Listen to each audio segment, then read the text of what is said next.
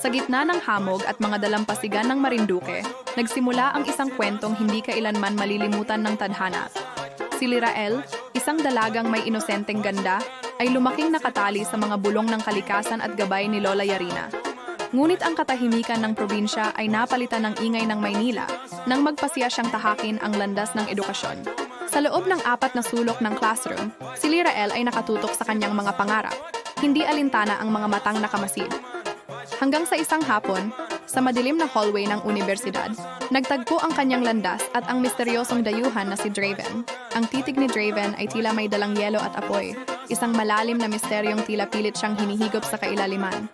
Gabi-gabi, tila may kakaibang pakiramdam si Lirael, isang presensya sa ilalim ng ulan na laging nagmamasid sa kanyang bintana.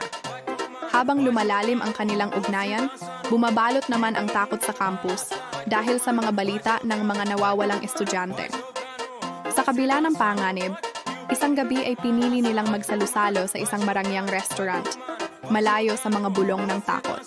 Ngunit ang katahimikan ay bumasag nang sumugod si Veresa, isang bampirang puno ng puot na nagnanais na tapusin ang kanilang ugnayan. Ipinakita ni Draven ang kanyang tunay na lakas. Pinoprotektahan si Lirael mula sa bawat atake ng malupit na kalaban. Sa gabing iyon, lumabas ang katotohanan.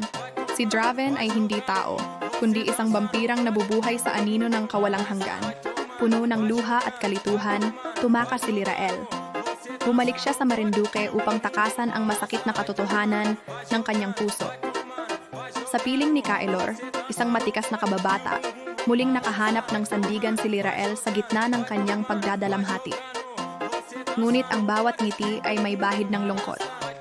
Hindi mawaglit sa isipan ni Lirael ang malamig na haplos ni Draven. Isang gabi, sa loob ng kanilang lumang bahay, laking gulat ni Lirael nang makitang naghihintay si Draven sa gitna ng kadiliman. Ang tensyon ay bumalot sa silid nang dumating si Kaelor. Isang lihim na galit ang namuo sa pagitan ng dalawang lalaki. Dito na inamin ni Lola Yarina ang lahat. Siya ay isang mangkukulam, at si Kaelor ay isang lobong itinakdang magbantay sa kanila. Hindi pa man natatapos ang kanilang usapan, ang hukbo ni Veresa ay dumating upang maghasik ng lagim sa tahimik na probinsya.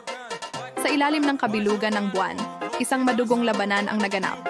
Ang vampira, ang lobo, at ang mangkukulam ay nagkaisa. Ginamit ni Yarina ang kanyang pinakamalakas na engkantasyon, binabalot ang paligid ng puting liwanag upang itaboy ang kadiliman. Ngunit sa gitna ng kaguluhan, isang sakripisyo ang kailangang gawin. Si Kaelor ay hinarang ang nakamamatay na serye ng mga atake.